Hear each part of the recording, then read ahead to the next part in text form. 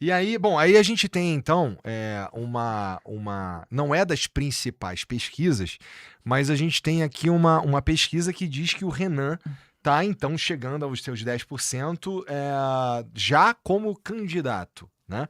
Porque a gente estava vendo ali uns números em algumas pesquisas antes de realmente os caras se tornarem candidatos, antes de começar a campanha para valer. Esse número te surpreende em alguma medida, cara?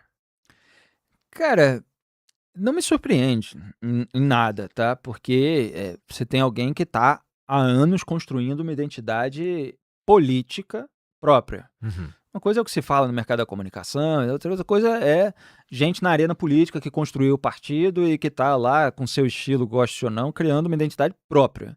Então, quem tem uma identidade mais diferente de Lula e Bolsonaro nessa corrida eleitoral é o Renan Santos, porque Caiado e Zema ficaram muito próximos do bolsonarismo. Caiado está tentando agora construir algum tipo de identidade, dessa voz mais experiente, de gestão, mas ainda há uma dificuldade de se distinguir. Ainda mais quando ele fala que vai chegar e vai anistiar todo mundo, fica parecendo mais um Bolsonaro. Então, o Renan Santos construiu uma identidade. Eu entendo que a tendência é haver um crescimento de adesão, de simpatia, de intenção de voto em candidatos ligados ao Partido Missão ao longo do tempo. Se isso vai acontecer o bastante para ele ter um destaque nessa corrida presidencial, aí é o tempo que dirá. Porque chega no final, tem muito voto útil. Então, assim, por isso que é importante romper a barreira dos 10% logo, e essa era a meta dele para agosto, que é para você não desidratar completamente. Porque se as pessoas entendem, e o brasileiro entende muito mal o primeiro turno, vamos voltar a esse assunto depois, é que o candidato não vai ter chance, até as pessoas que estavam com a intenção de votar nesse candidato deixam de votar para votar em alguém que tenha mais chance. Aí no final o cara desidrata e fica com 1%, 2%. Tem até, vamos dizer assim, 5% que gostam dele, ou até 10%. Mas o cara desidrata e fica com 2%, porque o pessoal não sente que tem chance, aí tapa o nariz e vota em outro, porque acha que o primeiro turno é segundo. Outro dia eu estava explicando para uma pessoa simples, que se você votar em outro candidato no primeiro turno, aquilo que eu falei aqui no programa, você não está ajudando o Lula a ganhar no primeiro turno, você só vai ajudar o Lula se votar nele.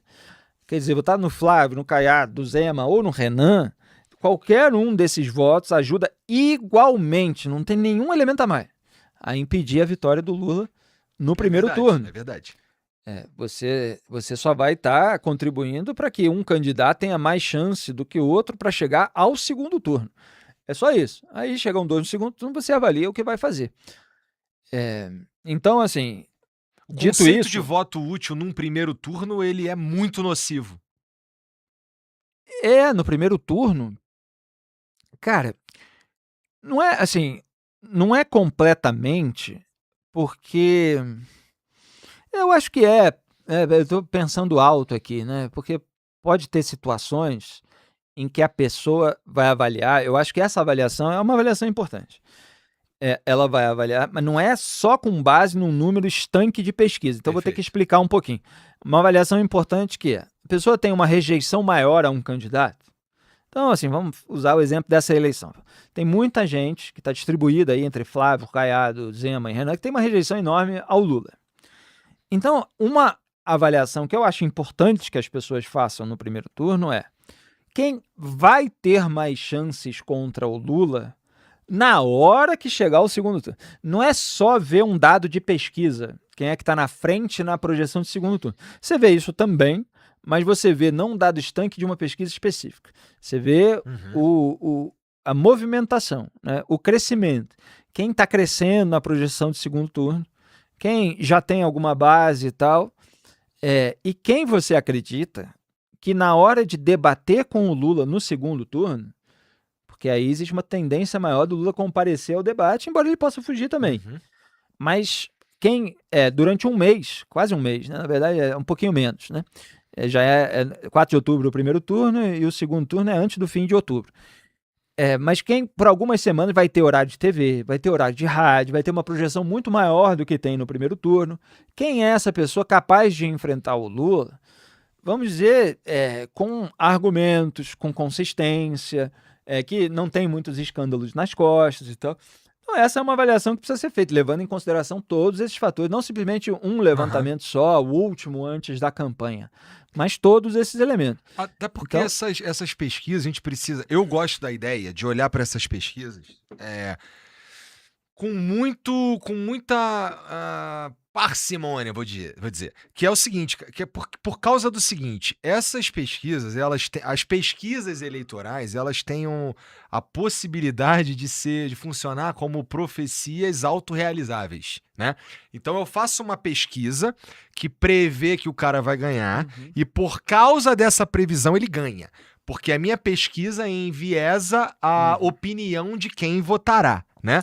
Isso porque nós acabamos culturalmente indo para esse caminho. Quando, na verdade, as pesquisas elas têm uma intenção, mas elas não deveriam, na minha opinião, não deveriam ser as pesquisas que vão definir em quem tu vota. A princípio, tu usa a pesquisa como um dado, né? O problema não é nem a pesquisa, Igor, é a falta de compreensão de como funcionam todos esses mecanismos. E aí a gente precisa de explicar para a sociedade, mas é óbvio que muita gente não acompanha a explicação. Então, Lula e Flávio Bolsonaro, eles são mais conhecidos da população brasileira. Isso só até é estranho para quem acompanha programas políticos, para quem acompanha programas como esse e tal, porque na cabeça dessas pessoas todo mundo é conhecido, porque se elas conhecem. Muitos brasileiros pensam assim, pô, como assim você nunca ouviu falar no Caiado, no Zema? Tem um monte de gente espalhada pelo Brasil, principalmente em estados que não foram governados por esses políticos, que não conhecem, nunca ouviram falar, não sabe o que é direita e esquerda, não sabe em que ponto que eles estão. Então, na pesquisa Quest, por exemplo, isso foi apontado numa sabatina com o Caiado, tem 44% que declaram que não o conhece. 44%. Que loucura. E esse é o Caiado, foi governador de Goiás e reeleito, mas o que é Goiás para brasileiros que moram em outros estados no Brasil e principalmente em outras regiões que não a Centro-Oeste? As pessoas não sabem direito. São poucas as pessoas que visitaram, que conheceram, que sabem quem são os representantes daquele estado, etc. Então, o que acontece? Essa pessoa ela está tendo agora na corrida eleitoral uma chance de se tornar mais conhecida. E aí, as pessoas, ao conhecê-la, vão ter um juízo a respeito delas.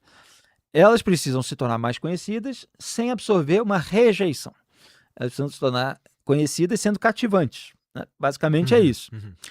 O Lula e o Flávio Bolsonaro, então, eles têm pisos altos, porque eles já são mais conhecidos e já engajaram uma base política. E algumas outras pessoas que, mesmo não sendo da base política, por eles serem mais conhecidos, é o efeito que você mostrou, aparecerem nas pesquisas, elas acabam escolhendo eles contra o outro. Porque elas acham que só eles têm força, etc. E esquece de ver o filme e não quer entender que existe um processo de conhecimento em que uma outra pessoa que tem um piso menor, que está com menos intenções de voto, seja no campo da esquerda, embora não tenha nessa eleição brasileira, seja no campo da direita, ela pode se tornar mais competitiva contra o adversário do outro campo do que aquela que tem um piso, que sai de um piso maior. Por quê? Porque aquela, no caso é o Flávio, tem uma rejeição mais alta. Então, se o Caiado ou o Renan, porque o Zema está ficando para trás, mas se o Zema também, se eles conseguirem se tornar mais conhecidos nacionalmente, com menos rejeição, no momento em que as pessoas olharem, ou é o Lula ou é esse aqui, é o Caiado ou o Renan, elas vão ver uma figura muito menos rejeitada do que o Lula. Sim. Claro que essa figura, nas 3 semanas e pouco aí do segundo turno, ela vai ter que ser muito convincente. O Caiado teria que ser muito convincente, o Renan teria que ser muito convincente, vai ter que ter um desempenho bom, vai ter que ter um marketing bom, vai ter que ter uma estratégia boa. É uma confluência de fatores. Mas fato é que eles não têm a mesma rejeição do que o Flávio Bolsonaro tem. Então, o Flávio quer passar para o segundo turno? Tem alguma chance? Claro que tem, porque a sujeira do outro lado é gigantesca. Mas existe uma dificuldade de a família Bolsonaro atrair voto de uma parcela, não vou dizer todos, mas uma parcela significativa de eleitores moderados, independentes, mulheres de periferia. Você tem determinados segmentos ali em que o bolsonarismo tem muita dificuldade de crescer. E é uma dificuldade já conhecida. são pessoas que já conhecem e não gostam. É. Então, assim, claro que a Difícil de campanha do mudar. Flávio, na hora, vai exercer ali toda uma força para tentar captar esses votos, para tentar falar, olha, mas do outro lado tem uma pessoa muito pior e tal. E se tiver uma grande confluência de fatores, de uma estratégia correta, um marketing correto, uma mensagem bem feita e um acúmulo de escândalos do outro lado e um desempenho ruim do outro lado e tal, pode trazer algumas pessoas que no desempate vai ficar um pouquinho de volta a mais. Essa é a esperança da campanha do Flávio.